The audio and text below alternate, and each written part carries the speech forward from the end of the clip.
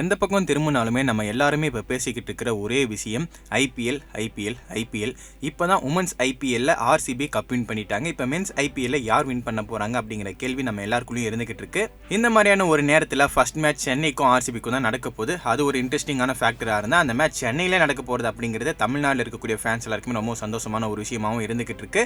இதில் சென்னை டீமுக்கு யார் கேப்டனாக இருக்க போறா அப்படிங்கிறத பற்றி நம்ம பல தடவை பேசியிருந்தாலுமே இப்போ சர்ப்ரைசிங்கான ஒரு அப்டேட் வந்திருக்கு. அது என்னன்னா சென்னை டீமோட கேப்டனா ருத்ராஜ் கெய்க்வாட் அனௌன்ஸ் பண்ணியிருக்காங்க. அவரு ஐபிஎல் கேப்டன்ஸோட கான்க்ளேவுக்கும் வந்து பார்த்தோம்னா ருத்ராஜ் கெய்க்வாட் தான் போயிருக்காரு. எம்எஸ் தோனி போகல. ஸோ 42 வயசாகக்கூடிய எம்எஸ் தோனி போன சீசனோட ரிட்டையர் ஆயிடுவார் அப்படின்னு சொல்லிட்டு நிறைய பேர் சொல்லிக்கிட்டு இருந்தாங்க. ஆனால் தோனி இந்த சீசனும் பிளேயராக விளையாட போறேன் அப்படிங்கிற மாதிரி தான் சொல்லியிருந்தாரு. அதுக்கேற்ற மாதிரி அவர் திரும்ப ஃபிட் ஆகி வந்து ப்ராக்டிஸ்லாம் பண்ணிக்கிட்டு இருக்காரு. இதுக்கு நடுவில் சிஎஸ்கேக்கு யார் கேப்டனா இருக்க போறாங்க அப்படிங்கிற ஒரு கேள்வி இருந்தது. அதுக்கான பதிலாக ருத்ராஜ் கெய்க்வாட் தான் கேப்டனா இருக்க போறாரு அப்படின்றத சொல்லியிருக்காங்க. நிறைய பேர் தோனியை அவருடைய லாஸ்ட் ஐபிஎல்ல கேப்டன்ஷிப்போட முடிச்சிருவாரு அப்படின்ற மாதிரி எதிர்பார்த்துக்கிட்டு இருந்தாங்க.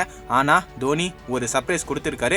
ருத்ராஜ் கெய்க்வாட் கேப்டனா திரும்ப வந்திருக்காரு இங்க சிஎஸ்கே டீமுக்குள்ள. இதுக்கு முன்னாடி ஜடேஜா ஒரு சீசன்ல கேப்டனா ட்ரை பண்ணியிருந்தாங்க. ஆனா அது வந்து பார்த்தோம்னா சிஎஸ்கே டீமுக்கு பெரிய அளவுல கை கொடுக்கல.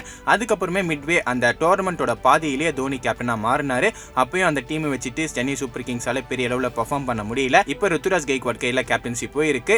இவர் இதுக்கு முன்னாடி மகாராஷ்டிரா டீமுக்கு கேப்டன்சில ரொம்பவும் நல்லா பண்ணியிருக்காரு. அது மட்டும் இல்லாம இந்தியாவுக்கு ஏசியன் கேம்ஸ்ல வந்து பார்த்தோன்னா ஒரு கோல்டு மெடலும் வின் பண்ணி கொடுத்திருந்தாரு. ஸோ ருத்ராஜ் கெய்க்வாட் இப்போ சிஎஸ்கேவோட கேப்டன் ஆயிருக்கிறது ஒரு பக்கம் தோனி ஃபேன்ஸ்க்கு வருத்தமா இருந்தாலுமே, இன்னொரு பக்கம் சென்னையோட ஃபேன்ஸ் எல்லாருமே தோனி இருக்கிறப்பவே அவர் கொஞ்சம் ட்ரைன் பண்ணிட்டு போறதுக்கு பெட்டரா இருக்கும் அப்படிங்கிற மாதிரி சொல்லிக்கிட்டு இருக்காங்க. எது எப்படியோ இன்னைக்கான அப்டேட் ருத்ராஜ் கெய்க்வாட் தான் கேப்டன் ஆயிருக்காரு அப்படிங்கிறது. இன்னில இருந்து நாளைக்கு வரைக்குமே ருத்ராஜ் கெய்க்வாட் பத்தி தான் பேச்சா இருக்க போது. ஆர்சிபி சிஎஸ்கே மேட்ச் ஒரு பக்கம் ஃபர்ஸ்ட் மேட்சா நடக்க போகுது சேப்பாக்ல.